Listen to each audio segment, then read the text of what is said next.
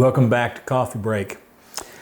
Today I want to build on something that we talked about last week, which was kind of how I spent my life through school. And I know for a lot of you who grew up in places where you were in one place pretty much your whole life, you had lifelong friends in high school, you probably have a lot of vivid memories of school. And you may have a lot of vivid memories of particular teachers whose names you remember and all those kinds of things. I am not that person. I remember a couple of teachers' names that I had growing up, but mostly what I remember are things that happened in their classrooms. Let me give you some examples. So in the fourth grade, I don't remember my teacher's name in the fourth grade. I'm sure my mom probably does, but she was an older lady. I do remember going to her house. She had her class over to her house at the end of the school year for a swimming pool party. I do remember that. That was pretty cool. But what I remember most about her class, two things I remember about her class. One was that I gave up recess to stay inside and watch some kind of educational TV show on how to learn Spanish. Biggest mistake of my life because I have a lot of trouble learning languages. But the other thing that I remember mostly about her is that every day she would read us a Bible story. Can't do that today, but every day she would sit us all down, quiet, attentive, and she would read to us a Bible story. I remember my sixth grade teacher. I do remember her name. Her name was Miss Warner. She broke my heart because she got married that year, and she was a beautiful lady, and I think I was in love. But I remember her for a couple of reasons. I remember because I was in an honors math group, and there were 4 or 5 of us in her class who were in this group, and we were able to do our own work and grade our own work using the teacher's textbook. That was pretty cool. But I remember her mostly because she put me in a singing group where we did tunes from Oliver and learned a little dance number to go with them. That was a lot of fun. I remember a class in 7th grade while I was still in Richmond, Indiana, where I was learning how to do typesetting. In the old days, you had to place every single letter. If you're going to print a newspaper, you had to place every single letter, every space, every period. You had to block off every line, block it in so that you could run the ink over it and then press the paper and make copies of whatever it was you were printing. I really thought that was a cool thing.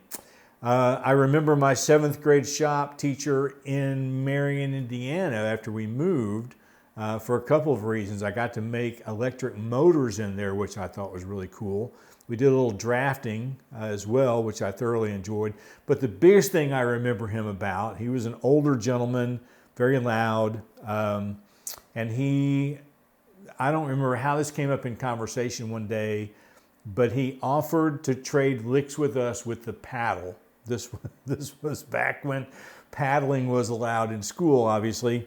And a couple of us decided that we were man enough, we weren't, to trade licks with him. So I took the paddle and I gave him a lick with the paddle, which I'm sure he barely felt because at that time I didn't know exactly how to move my wrist to get I learned that later when I was teaching middle school. But anyway,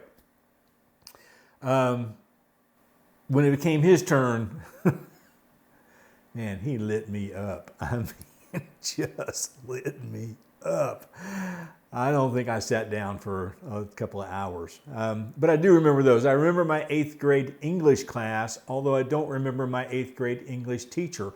And I remember that class for 2 reasons. One, because she had another teacher from another classroom come into the class one day, and they got into an argument in front of our class. I mean, our eyes got this big around. I mean, they were really into it. They were having a full-blown argument over what I don't remember. And when the other teacher left, our teacher looked at us and said, okay, the first thing I want you to do is get a piece of paper and a pencil, and I want you to write down everything she was wearing. None of us had a clue. I don't remember what the point was to that illustration, but it was a lot of fun. But what I do remember of that 8th grade English class was reading S.E. Hinton's The Outsiders. That book was amazing for an 8th grader to read. And then I remember my 10th grade geometry teacher. I don't remember algebra. I don't remember algebra 1 or algebra 2. I'm sorry, math teachers. But I do remember my geometry teacher because I was in Bennettsville, South Carolina by that time at a little private school.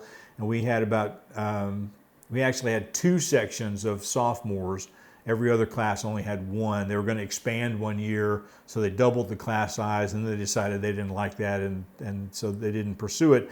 But we had about 20 or 22 kids in our classroom, and she was a very old lady, wrinkly skin, lifelong smoker voice.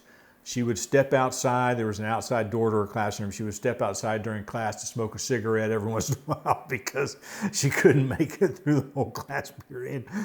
And I remember doing proofs in geometry, which was a lot of fun. I remember my 11th grade English teacher, Miss Matthews. I do remember her name because she's the one that set me up to go into the honors classes when I was a senior.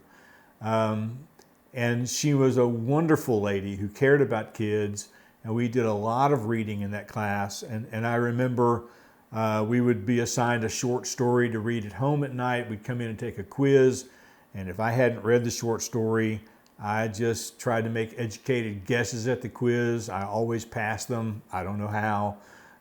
It's a gift, I suppose. And then senior year, not a clue. My point to all that is this. You've got kids in your classroom who are really into, the whole process of school.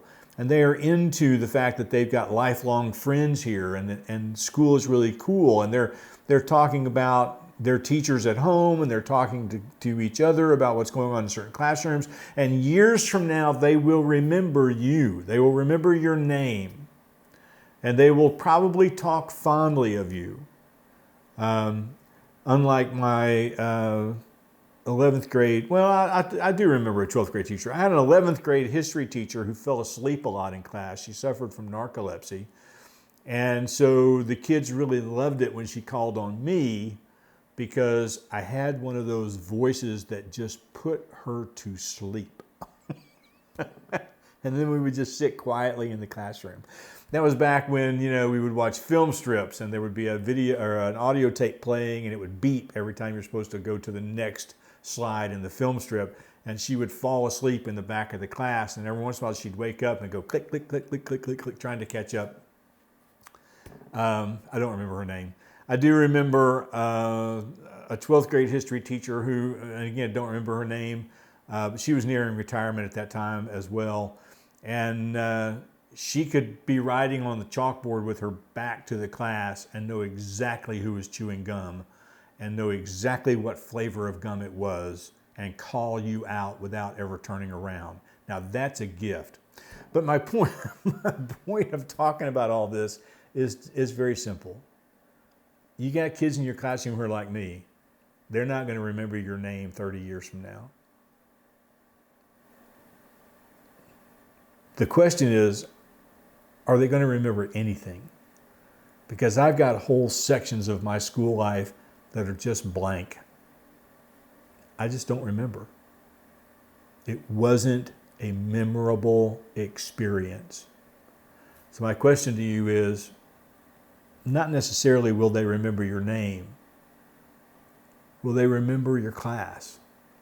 Will they remember something cool, something fun, something engaging, something exciting that happened in your class?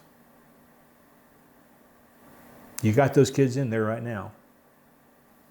We'll talk to you next week.